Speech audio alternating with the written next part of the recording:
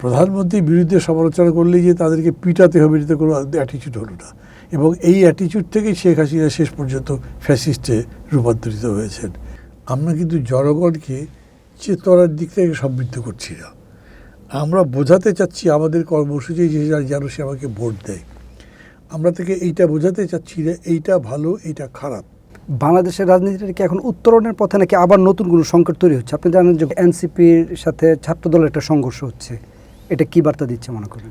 এইটা কোনো বড় বার্তা দিচ্ছে না, এটা একটা বার্তা দেয় যে ক্ষমতাসীনরা প্রপারলি বিহেভ করছে না। প্রধানমন্ত্রীর বিরুদ্ধে সমালোচনা করলেই যে তাদেরকে পিটাতে হবে এটা কোনো অ্যাটিচিউড হলো না, এবং এই অ্যাটিচিউড থেকেই শেখ হাসিনা শেষ পর্যন্ত ফ্যাসিস্টে রূপান্তরিত হয়েছেন।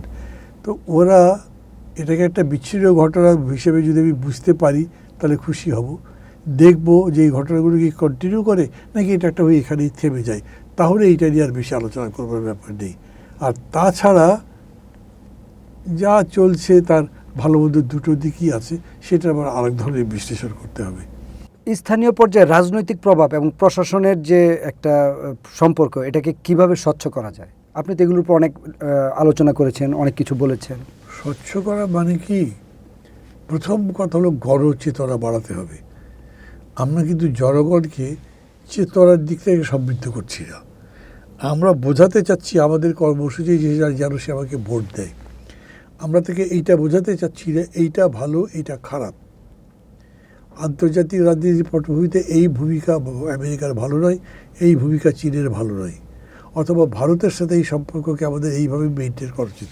এক কথায় পলিটিক্যাল, কালচারাল, এথিক্যাল সবগুলো দিক থেকে জনগণকে শিক্ষিত করার দায়িত্ব কিন্তু রাজনৈতিক দলেরই, সেইটা কেউই করছি না আমরা। ফলশ্রুতিতে একটা ব্যাপারে সে ঠান্ডা হলেও আর একটা ব্যাপারে তার উত্তেজনা থাকছে, এবং সেটা নিয়ে সংঘাত আবার বৃদ্ধি পেতে পারছে। আওয়ামী লীগ সময় যে চাঁদাবাজিটা হতো, আমরা দেখলাম চট্টগ্রামের শীর্ষ সন্ত্রাসী গ্রেপ্তার হয়েছে চাঁদাবাজির ইস্যুকে কেন্দ্র করে। সে চাঁদাবাজিটা এখন ভিন্ন ফর্মেটে আবার হচ্ছে। আসলে চাঁদাবাজিটা কি রাজনীতি থেকে বা রাজনীতিবিদদের যে একটা স্ট্রেংথ থাকে, চাঁদাবাজিকে কন্ট্রোল থাকে, সেটা কি কখনই নিয়ন্ত্রণ করা সম্ভব না? না, এরকম নয়। তবে হয় কি, বছর পরম্পরায় যেটা ডেভেলপ করেছে সেইটা বছর পরম্পরাতেই শেষ করতে হবে। আচ্ছা, ঠান্ডা মাথায় বুঝে শুনে। এখন এই চাঁদাবাজিটাই অনেকের পেশার মতো হয়ে গেছে।